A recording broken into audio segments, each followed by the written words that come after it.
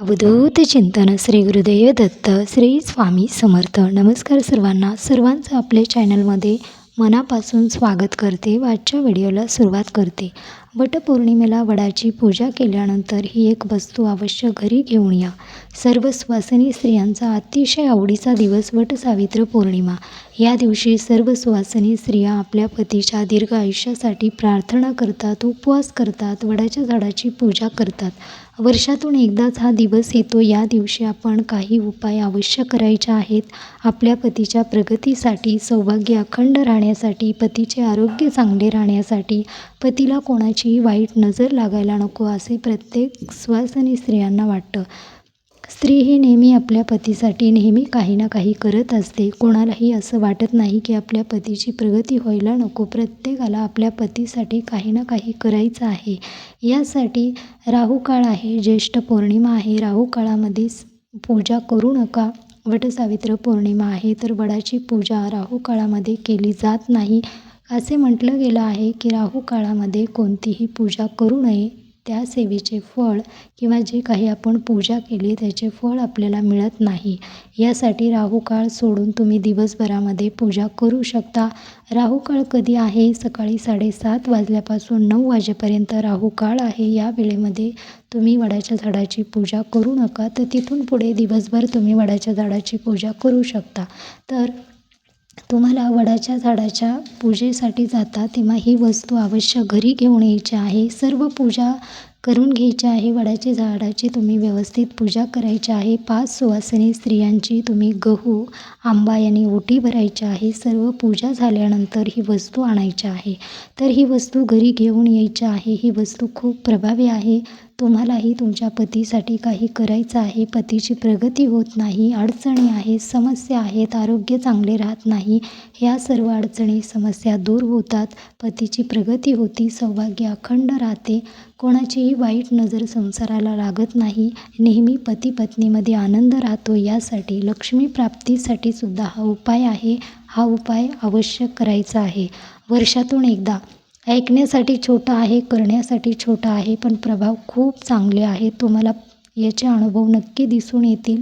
हा उपाय तुम्ही वर्षानुवर्ष नक्की कराल. तर हा उपाय करायचा काय आहे, कोणती वस्तू आणायची आहे, संपूर्ण माहिती तुम्हाला या व्हिडिओमध्ये मी सांगणार आहे. तर हा व्हिडिओ स्किप न करता शेवटपर्यंत नक्की पहा. व्हिडिओला एक लाईक अवश्य करा.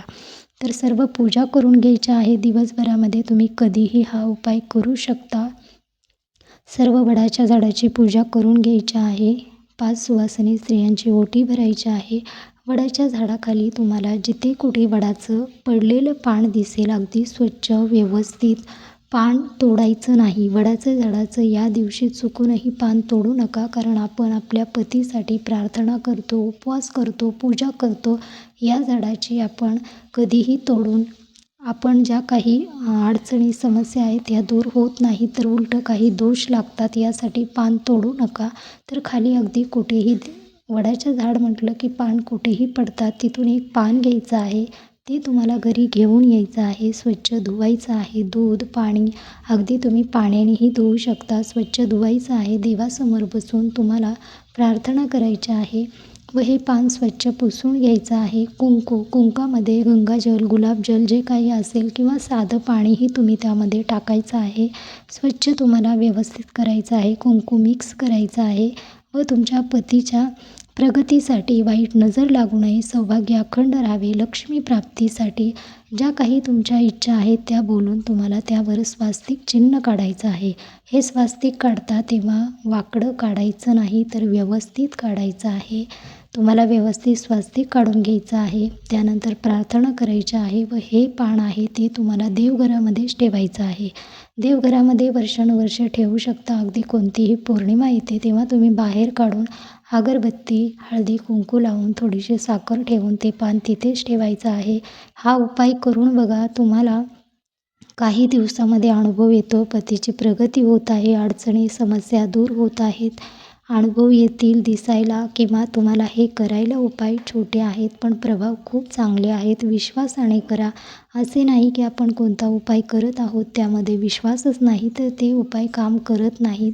स्वामी महाराजांची सेवा असो किंवा इतर कोणतेही उपाय असो त्यावर विश्वास ठेवा. विश्वासाने सर्व काही मिळतं. तर तुम्हाला कोणत्याही पौर्णिमे दिवशी हे पान बाहेर काढून पूजा करून व्यवस्थित ठेवायचं आहे. अडचणी येणार नाही, सौभाग्याचं रक्षण होते, अखंड लक्ष्मीचा घरात वास राहतो. चुकूनही या दिवशी वडाच्या झाडाचं पान तोडू नका, कारण आपण पूजा करतो, आपल्या पतीच्या दीर्घ आयुष्यासाठी प्रार्थना करतो. याच वडाच्या झाडाचं पान आपण तोडायचं नाही, फांदी तोडायचं नाही. तुमच्याकडे काही ऑप्शन नसेल, वडाचं झाड नसेल, तर तुम्ही रांगोळीने बनवू शकता. रांगोळी काढून तुम्ही ते झाड बनवू शकता, त्याची पूजा करू शकता, किंवा तुम्हाला फोटोही मिळतो, फोटो आणून तुम्ही त्याची पूजा करू शकता. पण फांदी तोडू नका, पानं तोडू नका. या पद्धतीने आपण हे जे काही उपाय सांगितला आहे तो करायचा आहे.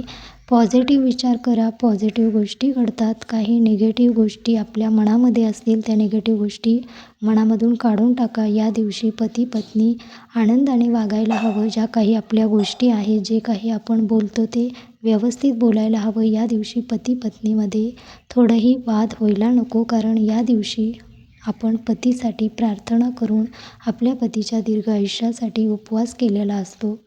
वडाच्या झाडाची पूजा करतो. यासाठी पती पत्नीमध्ये नेहमी प्रेम राहायला हवं. आपल्या पतीचे आरोग्य चांगले असायला हवं. अखंड सौभाग्य प्राप्ती होण्यासाठी तुम्हाला हे उपाय करायचे आहेत. तर हे उपाय अवश्य करा, नक्की करा, विश्वास ठेवा. श्री स्वामी समर्थ.